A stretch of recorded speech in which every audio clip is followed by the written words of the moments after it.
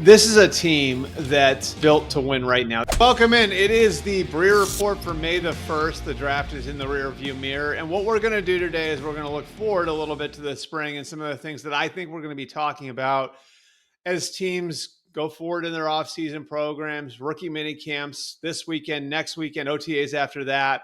And then, of course, full squad mini camps at the end of in the middle of June. And so I want to hit three big topics that, again, I think we're all going to be talking about over the next few weeks and the next couple of months. And the first one is the Steelers quarterback situation.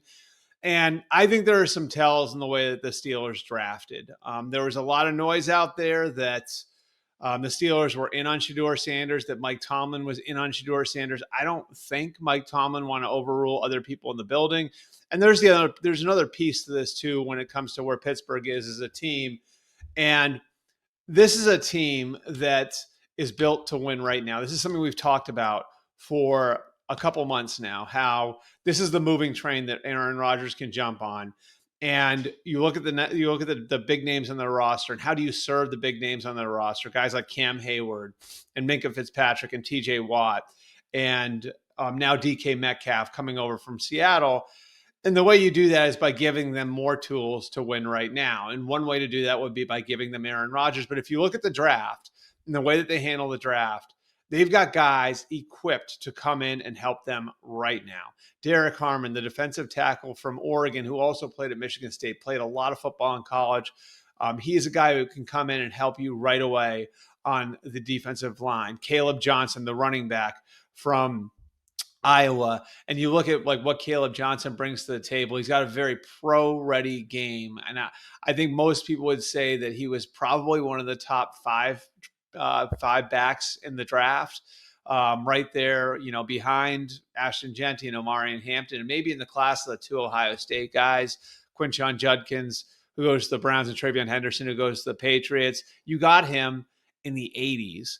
And then the fourth round, you draft Jack Sawyer from Ohio State, who, again, played a lot of football in college and looks like he'll be ready to go and contribute fast as a pro. Maybe he helps you with your edge rush right away with a strong group that you've already got there. And you can even go further and say their second round pick was a win now type of asset for them, and that they traded it for DK Metcalf. So everything here seems to be pointing towards them going and getting Aaron Rodgers. And that's something we're going to be talking about over the course of the next few weeks, of course. And I do think, when you go back and you dig into the words that from his appearance with Pat McAfee and some of the things that he intimated, I think we all respect the personal situation that he is going through. And if the Steelers were going to respect it, here's the way I look at it, and this is just me talking. But if the Steelers were going to respect it, they were going to give him his time and space. And maybe that's what's best for everybody. Because even if he had signed by now, like let's say he signs in the middle of April and they come to an agreement, you handle your personal stuff, you come back when you're ready when you're ready for us. Even if you do that, you're going through it and you're saying, you know what, like now, we got to figure out when you're showing up. And then it becomes a story when you get to OTAs. Where's Aaron? Where's Aaron? Is he here yet? Is he here yet?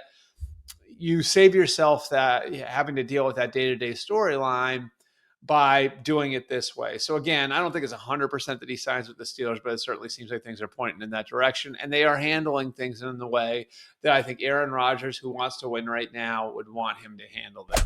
All right, our second topic, the Browns and the Giants. And I'm tying these two together because I think both have very interesting situations at the quarterback position. Both have multiple veterans with starting experience on their rosters. The Giants have Russell Wilson and Jameis Winston. The Browns have Joe Flacco and Kenny Pickett.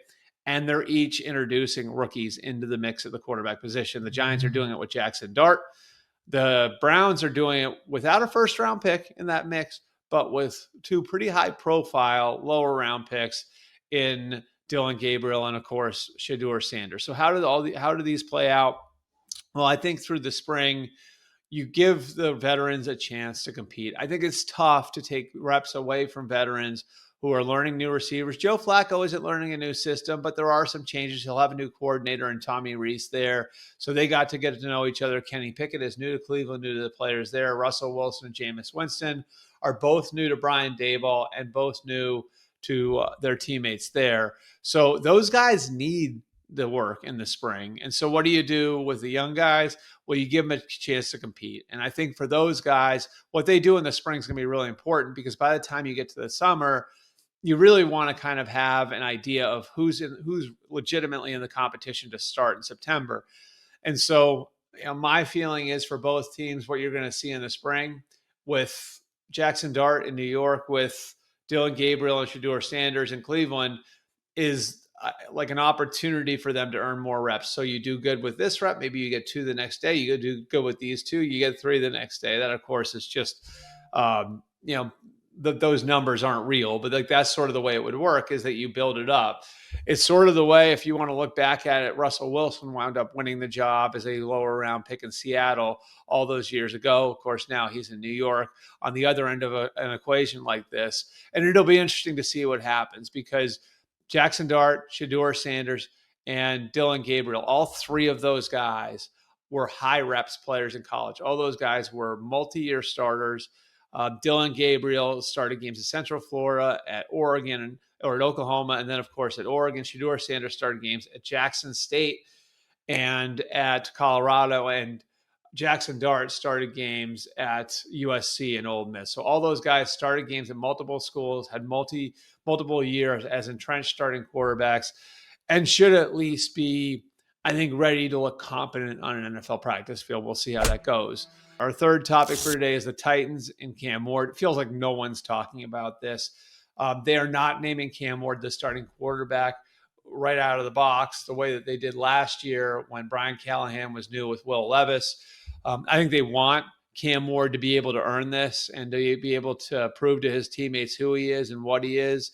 And so, like, they feel like, okay, like a rookie coming in now, he's earned it the same way we've had to earn it. Totally understand that. But they are going to handle this, I think, in a way that will have Cam Ward ready to start. First, Brian Callahan has done his research on starting a rookie quarterback, and he went through it 5 years ago in Cincinnati. So he went back and looked at all of Joe Burrow's snaps from his rookie year in Cincinnati, and went back to kind of give himself a refresher on the way that they deployed Joe Burrow, the way they protected Joe Burrow, the way they got the most out of Joe Burrow. And then Brian Callahan also went back and looked at all the snaps Jaden Daniels took last year in Washington. Of course, Jaden Daniels had a fantastic rookie year there, and he was a day one starter as well. So they're going to be prepared from that standpoint, that they'll have a plan that they've researched and looked into a lot. And then on top of that, I would expect that Cam Ward is going to get all the work that you would expect a starting quarterback to get. So they may not name him the starter. I would think he's going to take the first snap in OTAs. I would think he's going to take the first snap in veteran minicamp. And as he earns the job, they'll figure out a way to formally give it to him. And I want to say thank you one more time to all of you guys for following us throughout draft season the last couple of months. I've loved the draft since I was a little kid, sitting down on those Saturday afternoons watching the first 3 rounds. Kind of missed that format, actually, when the draft would start at noon. It's one of my favorite times of year. I've made no secret about it. I love football at all levels. I'm a huge college football fan. I'm obviously big into the NFL too as my career. So seeing those 2 levels of the sport come together in this way is always awesome. I love the information trade. I love everything about it. And I love that you guys are so engaged in it too. Our numbers have shown that you guys absolutely love draft coverage. So we're going to try to make it better for you next year.